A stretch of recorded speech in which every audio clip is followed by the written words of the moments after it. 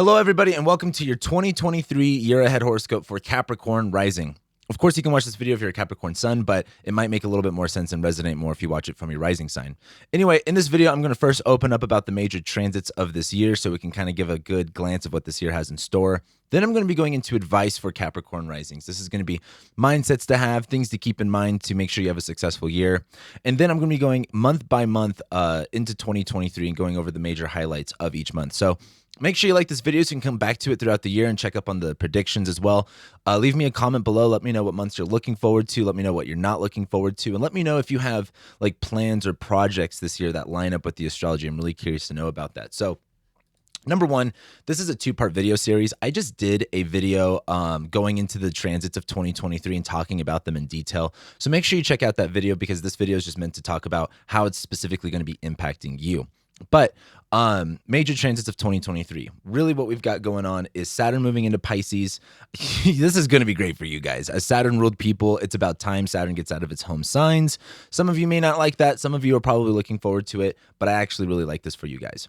But Pluto goes into Aquarius. So this is going to be a 20-year-long transit. It's a really big deal. You're going to see it more on the world stage than you will necessarily in your personal life immediately. However, I did a podcast about this on my show, The Delineation, so make sure you check that out. It's some really heavy, intense stuff, so trigger warning, but March is really the biggest month this year. These ingresses are going to be shifting everything over. And as we get into the spring, we have Jupiter ingressing into Taurus. I really like this for you guys. I think this is a well-deserved fun time. This is going to be happening in May. And then later on in the summer, we're going to be having the North Node enter Aries and the South Node enter Libra. This is actually going to shift a lot for you guys. So we have a lot to talk about with that. And then this summer, we're going to be having a Venus retrograde in Leo. I actually really like the Venus retrograde in Leo as it is, but this is going to be in a weird place in your chart, and there are going to be some difficult things about it. So we'll talk about it. But let's talk a little bit about advice. Whoops, wrong button. There we go. There's going to be a big focus on home and family and your living situation this year. There's going to be a lot of expansion there, and then I think as the year goes on, there's going to be more and more of a draw and a pull and a focus towards, where are you living, your parents, your family, all of that kind of stuff. So keep that in mind. A lot of this year is being creative, expanding your creativity, and enjoying yourself. There's a lot of opportunities and abundance this year to really lean into the self-expression, creative side of your life. I think this is going to be really awesome. So make sure you have fun this year. What's interesting, though, is this is a Saturn and Pisces thing, and I'll talk more about this, but integrating and applying the wisdom you have. There's a lot of this year that's like, you're Capricorn rising, business, serious, yada, yada, yada.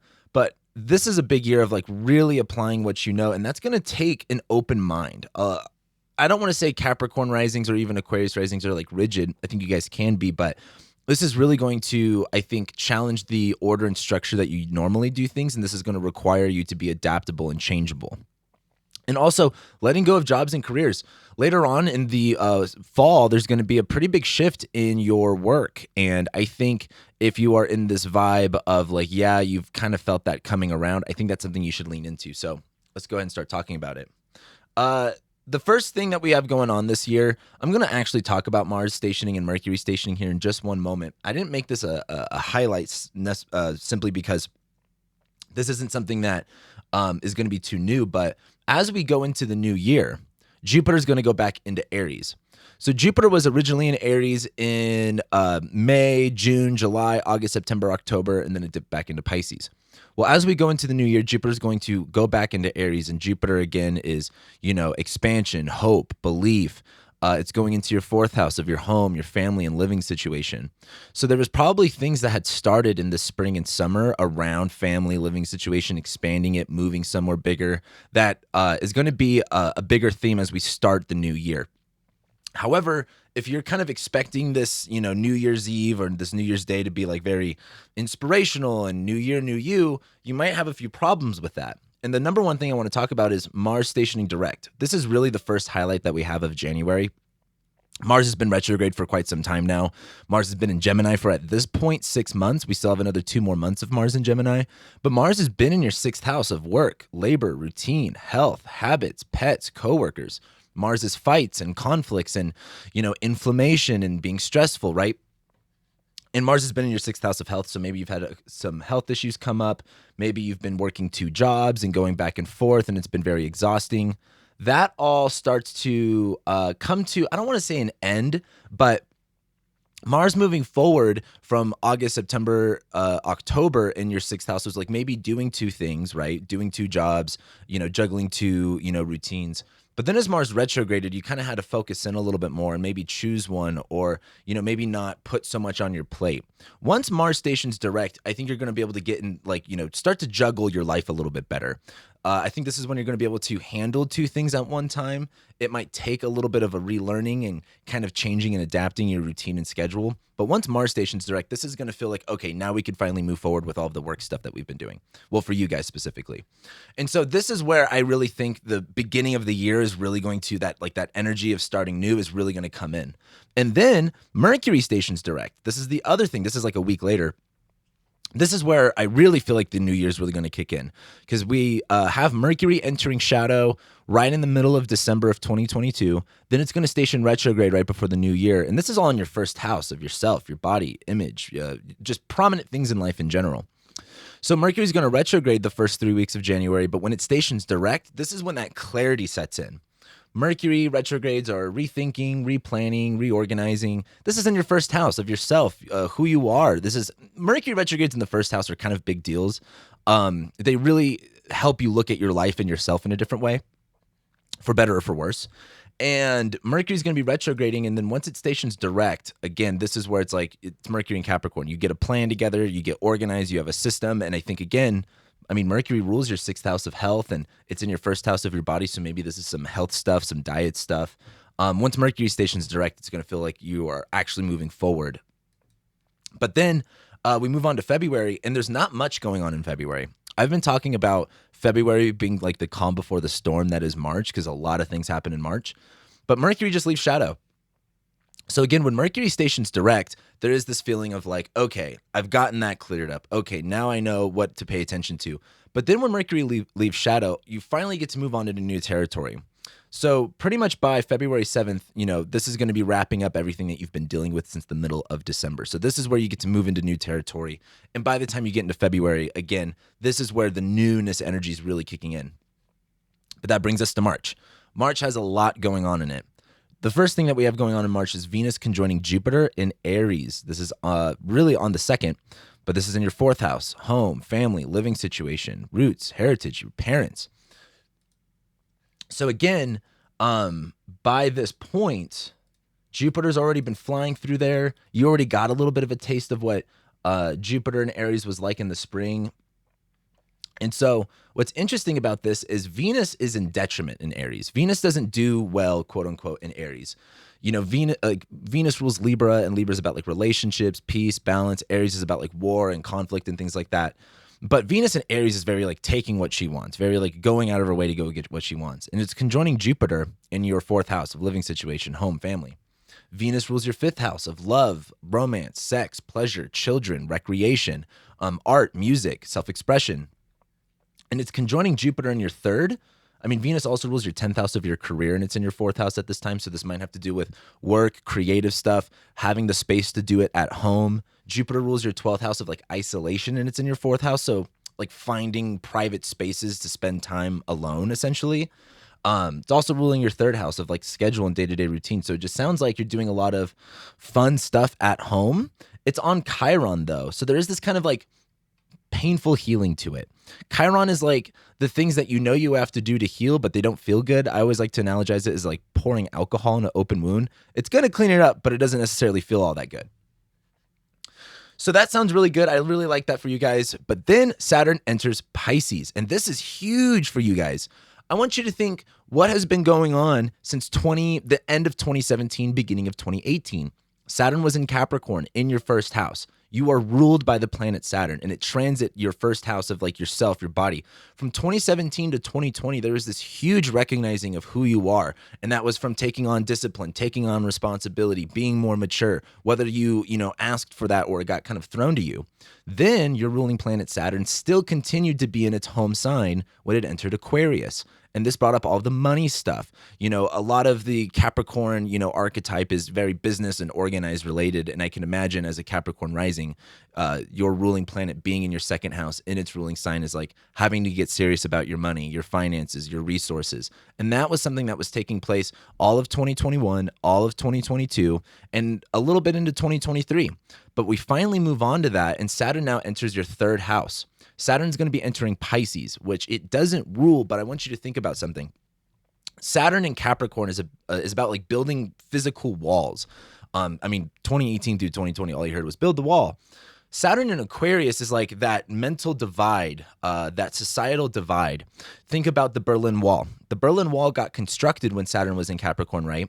And then Saturn in Aquarius, you had the capitalist West and the, communist East. There was this straight up like, societal divide on what we thought, right? Aquarius is like, ideas and things like that.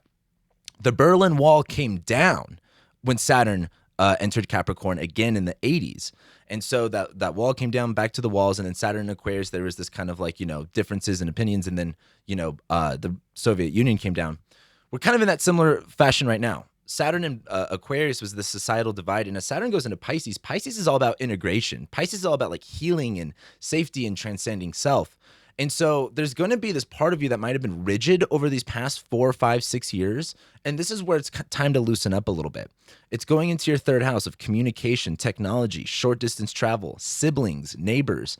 Something I like to talk about with the third house is that it is kind of like applying what you know. And this is why I made this like advice for Capricorn risings.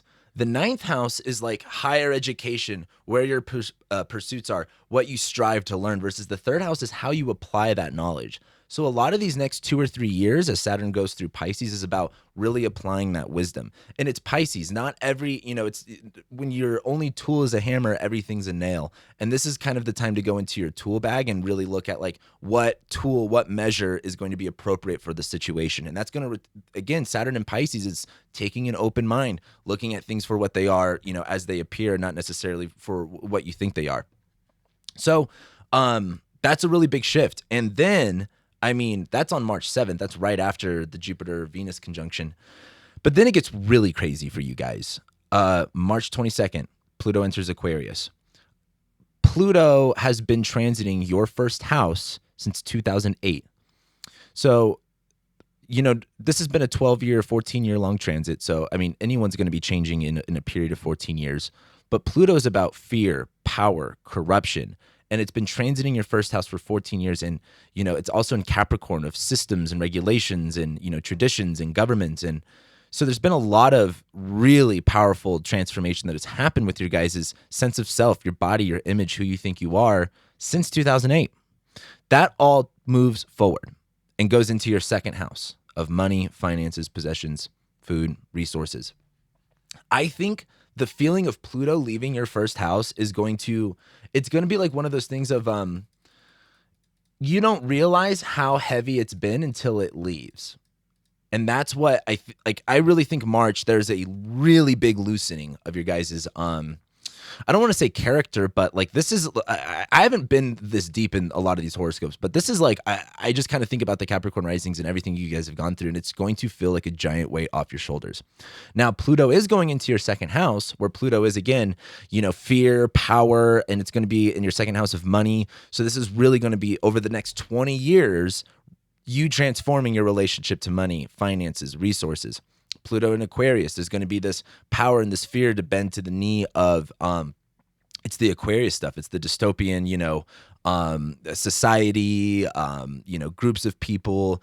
But Pluto in Aquarius is going to ask you to really like look at your money and finances and probably get like, I don't want to say unplugged, but you guys are Capricorn risings. I'm not recommending Bitcoin, but like looking in alternate areas of how to handle your money. Think about what the past 2.5 years have been with your money, and now take that and times it by 10. So this is a really big shift for you guys. I just think it's going to feel great to not have Pluto in your first house anymore. Pluto will come back into your first house throughout the year. This isn't over, but I want you to just recognize the feeling in March where it just feels like, whoa, like I feel different. But then right after that, Mars enters Cancer. So Mars has just spent 8 months at this point in Gemini, and so this ingress is really important. I don't really talk about Mars ingresses all that often, but this year the Mars ingresses are followed up by major events. So Mars has been in your 6th house of work, routine, health, habits, and then it finally enters your 7th house of relationships and others and open enemies. This is literally anybody. The 7th house is any individual that you can see in front of you. And the problem is Mars rules fights, conflicts, separation, heating, cutting. And it's in fall in Cancer where, Cancer is about protecting and nurturing. And so that kind of is like, antithetical to what Mars is about. And so as Mars is in Cancer in your 7th house, there's going to be this feeling of like defending or protecting other people, especially relationships. This also might be a lot of conflict in relationships. And it's Mars in Cancer. It's very like crabby and very like weird and hard to follow. If you're a night chart, I think this is going to be a lot of like, again, protecting and helping other people, but there is going to be this sense of, a lot more fights and conflicts and stress coming from relationships. And it's Mars in Cancer. It's very like insecure and very emotionally involved in the situation. So that's what, Mars in Cancer is going to be there for a little while, but it's going to be interesting because Mars will just leave your 6th house and that will also feel really refreshing. But then the problems really come into your relationship life. So then we get to April. And in April, April's interesting because as we get to the spring, everything's going to start ramping up for the summer. And the first thing that we have is this Jupiter Cazimi in Aries. This is happening on the 11th. Again, 4th house stuff because that's what Aries rules. And the thing is here is when a planet conjoins the sun, this is what Cazimi is when a planet conjoins the sun or the sun conjoins a planet, whatever it ends up being.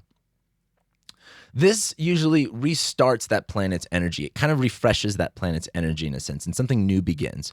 Jupiter rules your 12th house of isolation, alienation, repressed, unacknowledged parts of yourself, and it's in your 4th house of home and family. So there might be this feeling of kind of like hiding away and isolating yourself at the home. Jupiter also rules your 3rd house of neighbors, siblings, people around you. And these two areas are getting refreshed in your life coming from this home space. So there seems like there's something happening in your living situation that is maybe giving you more time to yourself or more space to yourself. Maybe you're having to integrate other people into this situation as well. Maybe you have to carve out your own space. But this really seems like a new beginning at home. And this seems like it's Jupiter. It's expansion, right? So something's expanding at the home. It does rule your 12th house of hidden enemies, so maybe there's someone there that you don't like. But I pretty much am leaning on the side that this is good. Right after that, though, and this is what's important, is on 4/19, literally a week after, we have our first solar eclipse in Aries. Now, at this point, the nodes are still in Taurus and Scorpio, but this is our first set of eclipses in Aries that we're going to be getting for the next year and a half. So this is kind of opening up a portal or a gateway in this area of your life that you're going to be dealing with for the next year and a half. Eclipses are extreme events, things that really pull your attention away. This is a solar eclipse, so this is kind of like both luminaries focused on one spot in your life. It's pulling all of your attention away to look at this. And this is in your 4th house, home, family, living situation.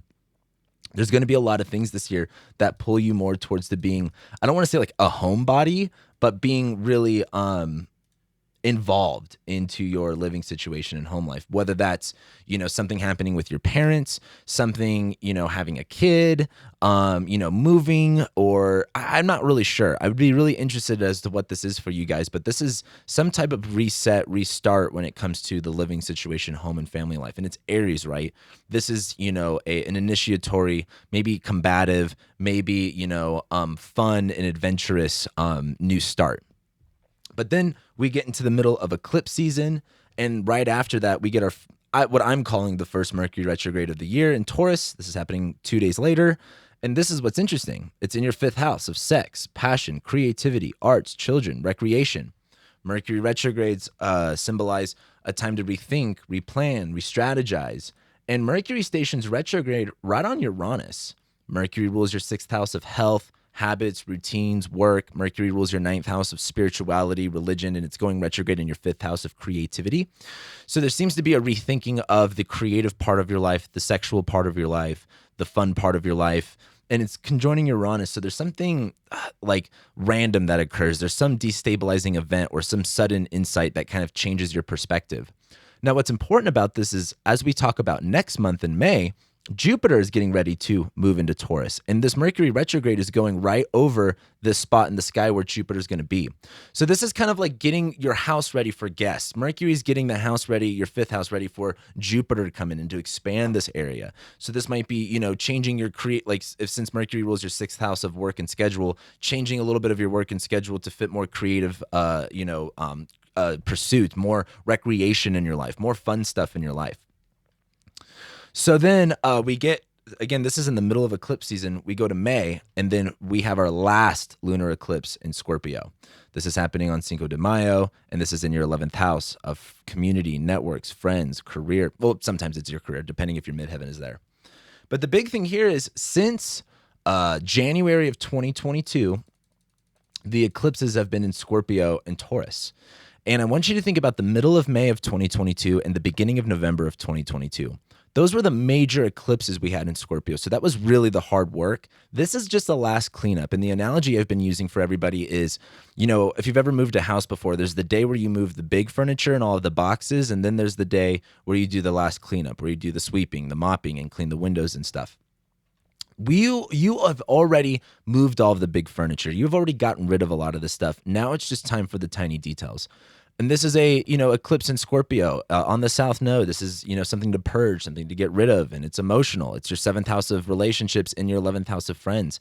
You guys have had a lot of, moving on from friends, moving on from certain, groups of people. And this is just that last little bout, especially because this is all stuff in your 5th house where maybe you don't share the same, hobbies as the people that you hung out with. You don't share the same opinions or ideas of the same people. And so this is just a big time of releasing and draining. And it just so happens that your 11th house ruler of friends is in your 7th house ruler of relationships. So I could probably argue it's one specific person you got to dump. And it's probably coming from a friendship. So keep that in mind. But that's how we close out eclipse season. And then we're done with eclipses in Scorpio and Taurus. Then, right after that, Jupiter enters Taurus, about a week and a half later. And again, it's going into your 5th house, sex, passion, creativity, arts, children. And Jupiter expands. Jupiter is about faith. Jupiter is about abundance and hope and gratitude. And so it's going into your 5th house of creativity, love, romance, sex, pleasure. There's a lot of opportunity in this area for you. By this point, Mercury is stationing direct in Taurus. So things are starting to move forward in this area. So all of a sudden, there's all of this expansion in this area. And it's Jupiter. It's fun. And it's Jupiter in Taurus. I really like Jupiter in the sign of Venus, right? In a benefic sign. So this seems good for getting value. Again, what I love about Jupiter is it's about believing in philosophy and thoughts, and it's in your 5th house. It's in Taurus. So what do you value? What is enjoyable for you? What is pleasurable for you? These are all really big questions that are going to be coming up once we really get into May. So then right after that, when we get to the 20th, about 4 days later, Mars enters Leo. Again, the Mars ingresses this year are interesting because they are followed up by very big events. And so it seems like to me, Mars is going to be going into certain places and causing problems that other transits will end up cleaning up. Mars rules fights, conflicts, separation, heating, cutting, and it's going into Leo, right? This is about courage, pride, being, triumphant, being, doing things for the glory, kind of doing things in an ego way. And it's going into your 8th house of other people's money, death, debt, taxes, the occult, secrets.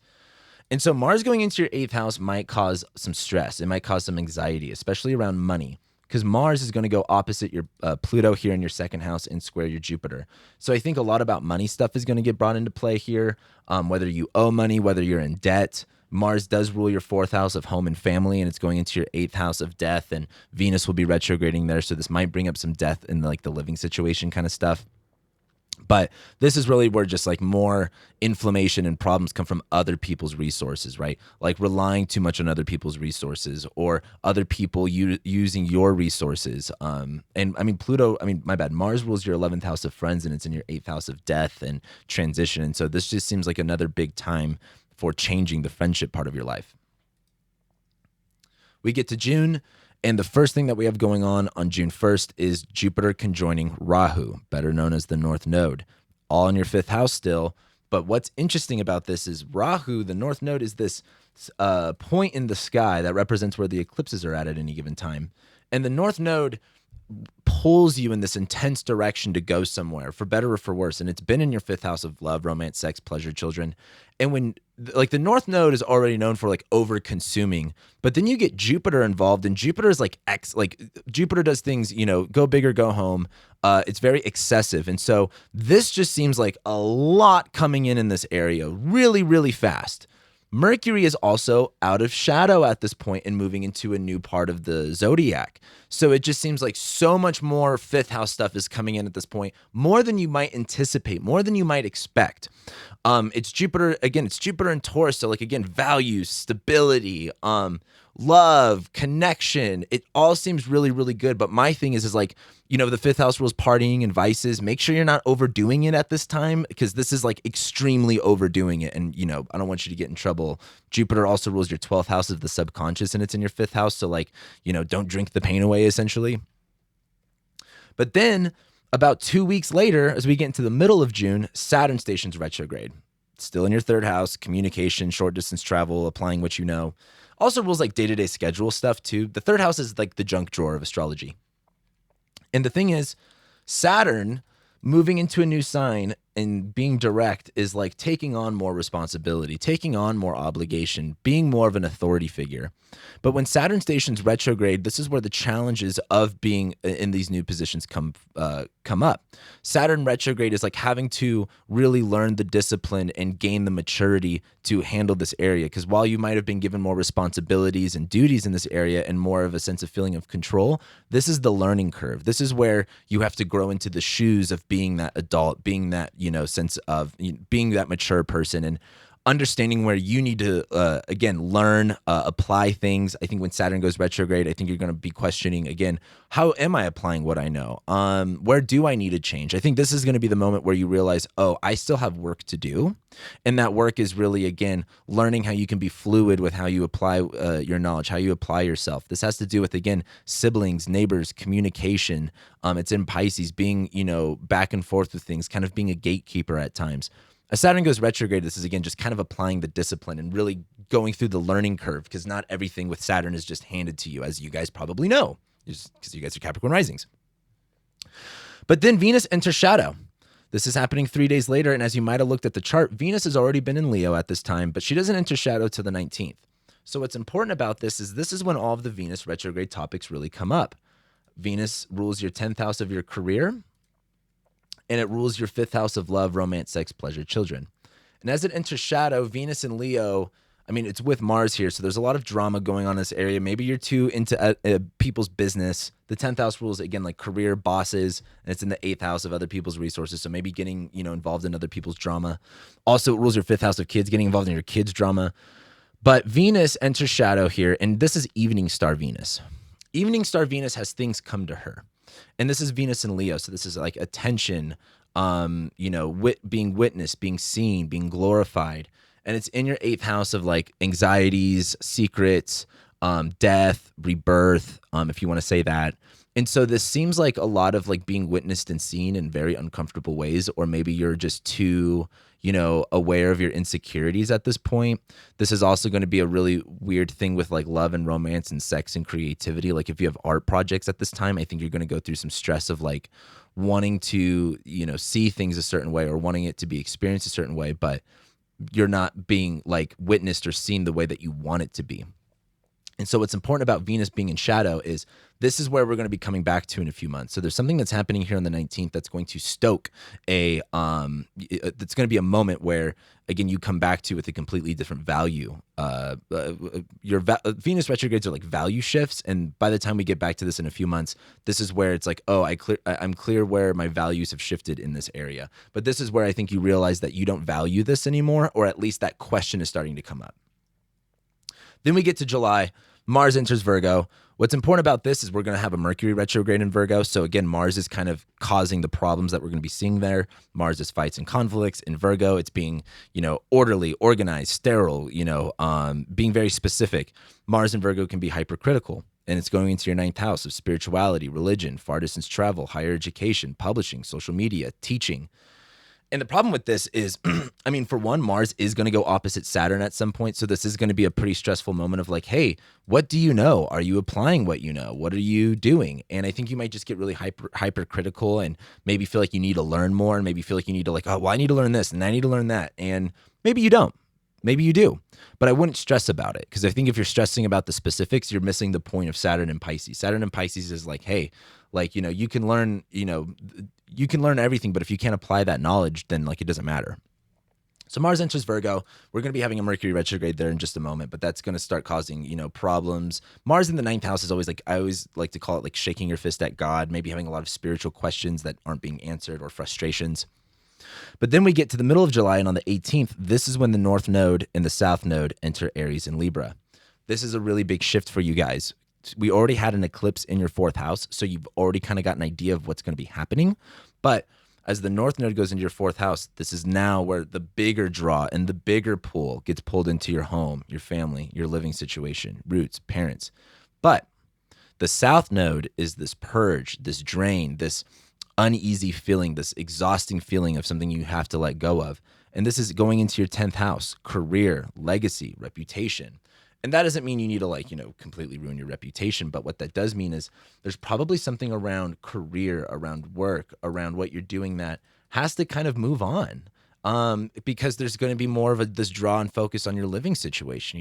If you need to move to a different state, and maybe that requires a different job, maybe you have to focus more on your parents, and so you need to find more work like from home or something like that, and your job doesn't have any of that.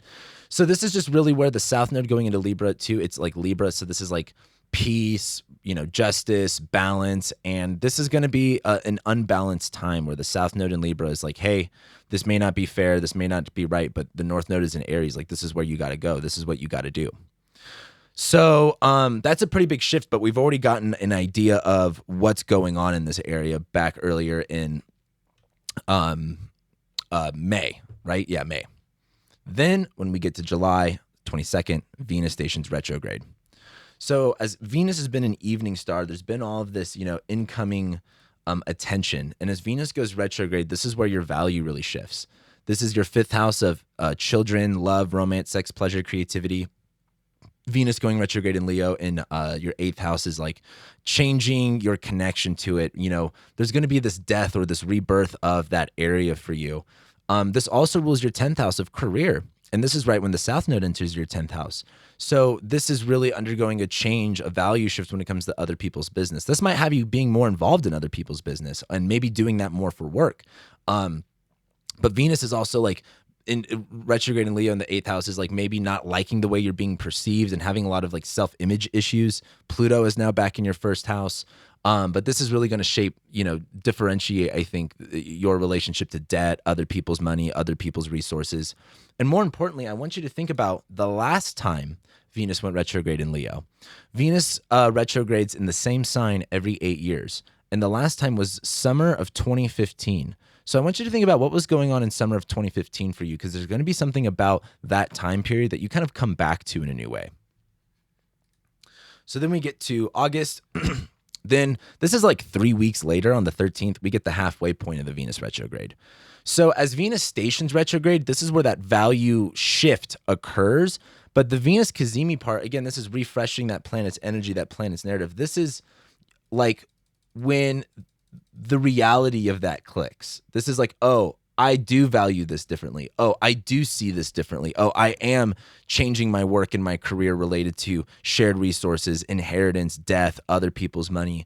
Venus, interestingly enough, is going to be squaring Uranus and Jupiter. So there's a lot of this like very experimental up and down stuff with your fifth house of love, romance, sex, children, and your eighth house of death, transition, fear, insecurity, all of that stuff. So I think this is going to be a really, I don't want to just say a hard time, because I just don't think that's too vague. I think it's going to be challenging, but I think a lot of this is like really kind of getting over fears and insecurities. I think this is also kind of like changing your value to like other people's opinions about you. Like Leo ruling the eighth house is very like, the way that you're recognized or seen might feel very uncomfortable. And so those are all just things to keep in mind.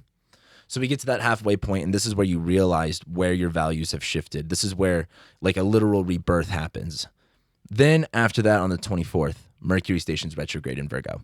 Again, Mars has been in Virgo in your ninth house. There's been a lot of challenging things that you've needed to learn. And you're like, oh, I didn't know this. I didn't know that. Didn't know this. Because Saturn's retrograde. You don't know shit. And then Mercury stations retrograde in your ninth house of spirituality, religion, far distance travel, higher education, publishing, media, teaching. When Mercury goes retrograde, this is where you're going to be rethinking this area, replanning, re-strategizing, relearning something. Mercury literally rules your ninth house of, again, spirituality, astrology, and it also rules your sixth house of work, routine, health, habits. And so this seems like a big learning process for you guys. Maybe going back to school, maybe like refreshing your memory on some things, especially related to health things, especially related to, spiritual stuff. I like this Mercury retrograde for the most part because this is, again, where this year is really about applying what you know. This is kind of like, going back to the books and being like, okay, I need to relearn this. So then we get to about 4 days later on the 28th, Mars enters Libra. And again, this is when Mars goes through Libra, it's going to be like kicking off all of these events that are going to follow up later on. And this is in your 10th house, career, legacy, reputation. Mars is separating, cutting, moving on from things. And so this is really going to be the starting point of where you start to like quit your job or move on from a job. Mars goes into Libra, where Mars is in detriment. Mars is about fights and conflicts. Libra is about peace. Mars doesn't like that area. It feels very insecure. It feels very indecisive. Mars in Libra is doing things for others more than for the sake of yourself. And the biggest thing is like your fourth house ruler of home and family is in detriment in the 10th house. And this is also where the North Node ruler is in detriment in your 10th house, where it's like maybe you feel like this big draw to focus on home and family, but you've got duties, you've got obligations, you got to go to work or whatever. So Mars in Libra is going to cause an imbalance here in this area of your life of work and career. And this is where I think you're going to start being on the fence of like, hey, maybe I should quit. Hey, maybe I should move on. But that brings us to September. And there's two really big things happening first off in September. Number one, Venus stations direct in Leo. This is on the 4th. So when Venus stations direct, she is now morning star. Evening star Venus, things come to evening star Venus. Morning star Venus is much more pursuant and ambitious about whatever she wants. And this is Venus in Leo. This is like, honor, glory, dignity, being seen, being, spotlighted. And it's in your 8th house of other people's money, death, debt, taxes, the occult, secrets. Again, and this is your 10th house ruler of career, where it's going direct in the 8th house in Leo, where it's kind of like, hey, maybe there's now some type of way you want to be recognized with your work. This also has to do with your 5th house of creativity. And you're like, maybe you've been wanting to be recognized more for your work, but maybe you're insecure about it. This is the point where you go, no, I fucking deserve this attention. No, this is what I fucking want. I don't give a shit. But what's interesting is on the same day, Jupiter stations retrograde. So Venus stations direct, and Venus is going to be squaring Jupiter this whole time. So Venus stations direct, she's ready to move forward, but then Jupiter goes backwards. And this is in your 5th house, sex, passion, creativity, children, recreation, right? So this is what's so cool about this. It's like Venus stations direct, all right, you're ready to move on. You have gone through this, you've gained a lot of courage now. You've gained a lot of confidence, but then Jupiter goes retrograde. And Jupiter has been expanding this area of your 5th house. Interestingly enough, Jupiter goes retrograde at the same degree Mercury went retrograde. And so Jupiter has been expanding your 5th house, making you think more about it, believe more about it, have more faith here. But when Jupiter goes retrograde, this is where that kind of all goes away. And it's time for you to kind of muster up your own belief, your own philosophy, and really faith is funny. Faith is kind of something that you have to experience. You're not just given gratitude. You have to understand what it's like to go without it to really recognize what you have. And Jupiter retrograde in your 5th house is really making you think differently and shape your beliefs differently around love, romance, sex, pleasure, art, music, recreation, children. And so a really big shift, I think, with kids, I think with your beliefs around them, with how you look at the world is really going to shift at this point.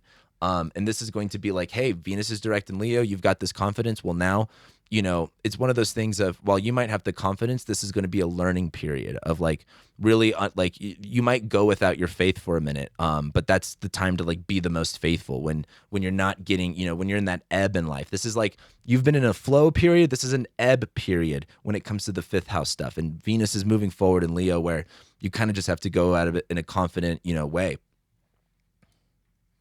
Then Mercury stations direct in Virgo on the 16th.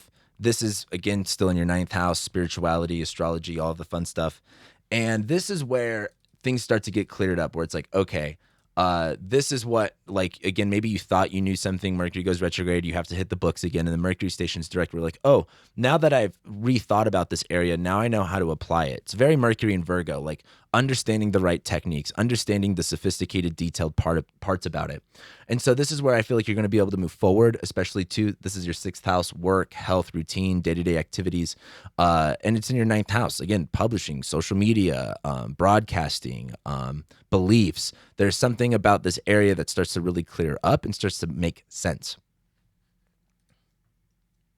Then we get to October, and this is really the kicker. Mars conjoins the South Node in Libra on the 4th. This is still in your 10th house of your career, but Mars, again, has been causing some fights and conflicts in this area. Mars has been disrupting this area. And when Mars conjoins the South Node, there's going to be this really heavy drain, this really heavy release. Mars rules your 11th house of friends, and it's going to be in detriment in your 10th house of like career and on the South Node and legacy. So this might be like a blow up with a friend. This might be moving on from another relationship. This is also some type of like problem with the home and family, like, or maybe you feel this pull to be at home or with family or doing things focused there, but you are stuck here at work. You are at detriment at work.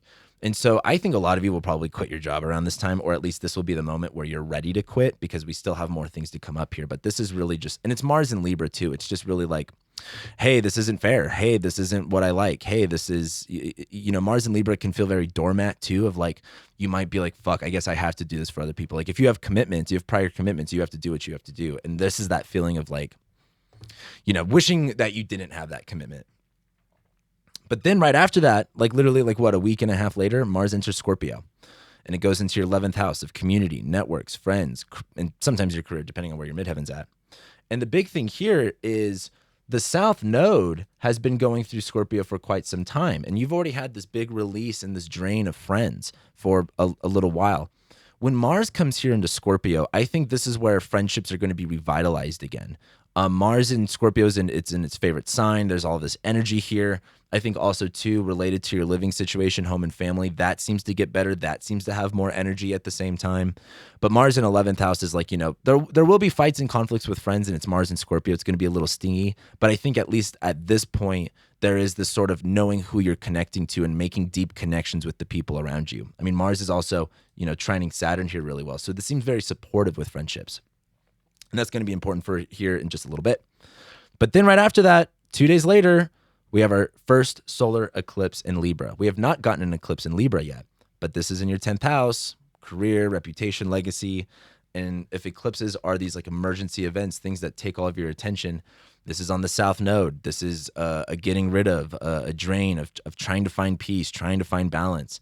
Maybe realizing that, peace was never an option. Maybe realizing that sometimes the balance of things have to be uplifted. Sometimes, the scales have to be unbalanced. And so this just seems like, I think this is you guys quitting a job. I think this is you guys moving on from work. I think it's not going to be easy.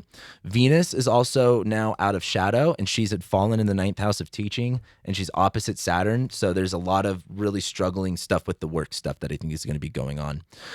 So that looks pretty hardcore, but it's probably for the best.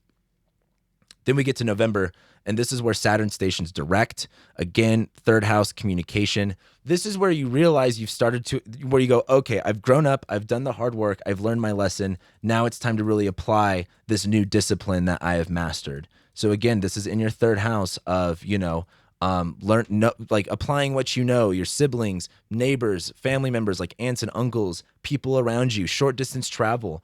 This is like really taking a much more, serious stance in this area, but like actually knowing what you're doing this time, having the confidence of knowing what you're doing this time.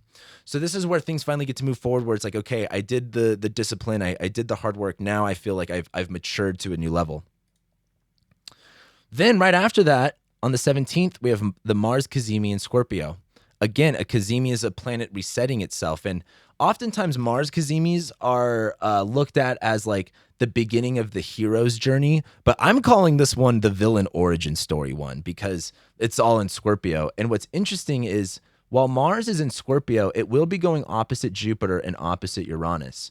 So there are going to be this big, back and forth things with friends and, partying and friends and community and recreational area that's going to be really extreme up and down. Like, so maybe you might randomly meet friends or might randomly meet people that are into the same things as you. And then by this point on November 16th, 17th, this is when your area of friends gets cleared up. This is when your area of friends really changes, and it's Scorpio. It's very deep. It's very powerful. It is your 8th house ruler. So this could be this could be bad for friends, but this is at least changing your friendship area. This is also your 4th house of home and family and living situation. And if you do, there's a lot of 8th house stuff here too. So there could be some death involved. There could be some losing people. There could be this kind of painful feeling, but that's also why I'm calling it the villain origin story. I feel like there's a really intense reset with friends. But then right after that, a few days later, Mars enters Sagittarius. The only big deal with this is, Mars goes into your 12th house of isolation, self-sabotage, repressed thoughts and feelings. And so Mars in Sagittarius is like, I just need to go. I got a blast. I need to get out of here. And so I think Mars going into Sagittarius, it's your 11th house ruler of friends going into your 12th house of hidden enemies. And so maybe this is doing, things with friends or doing a lot of exploring. But Mars, the problem with this Mars ingress is that it immediately squares Saturn. I think you're going to be like, oh, what am I doing? Why am I doing this? Mars and Sag in the 12th house is really also going within. It's your 4th ruler in the 12th. So maybe you're spending more time isolated, alienated by yourself. And I think you're just going to have a lot of feelings of wanting to jump ship, abandon things. And you just know better because Saturn in Pisces is that's not going to work this time. And so this is probably going to feel a little bit frustrating, and it's going to be really easy to get in your own way at this point. But then we get to December, and the last two things that we have is Mercury stationing retrograde in Capricorn. Again, you're a Capricorn rising. This is your 1st house. But why this one is important is Mercury stations retrograde at the same degree it's stationed direct at earlier in the year, 8 degrees Capricorn. So there's something that happened in January of 2023 and February of 2023 that you're going to come back to here in December. This is your 6th house of health, day-to-day activities, work. It's in your 1st house of the body, 9th house stuff too. So spirituality, astrology. So this is again, another relook at your body, yourself, your health, your day-to-day activities, Mercury and Capricorn. How do you understand yourself? What are you looking at when it comes to looking at yourself? So that's all going to come up again. And then we get to the 30th here, right before New Year's Eve, and Jupiter stations direct in the 5th house, sex, passion, creativity. You get the deal. And this is where faith gets more restored. It's Jupiter moving direct is okay, I've gotten my beliefs in order. Jupiter going retrograde is you have to kind of build those beliefs within. You have to, remain grateful even in a period of ebb. This isn't a period of flow. Jupiter moving direct in your 5th house is now expanding again. Love, romance, sex, pleasure, children, art, music, recreation. And I think, again, this is also right before Mercury stations direct, right before the new year. So this just seems like a really big optimistic and forward push with a lot of things, but mostly with the fun and creative side of things. But that's how we end 2023. So let me know what you guys are looking forward to the most in the comments below. What are you guys not looking forward to? Does this line up with your plans and things that you've got going on? Make sure you subscribe to the channel. I'm going to have a video about Jupiter in Aries, Jupiter in Taurus, Saturn in Pisces. You don't want to miss those. And so with that being said, thank you guys so much for being here, liking, sharing, commenting, subscribing. I love and appreciate every single one of you, and I'll be seeing you next time.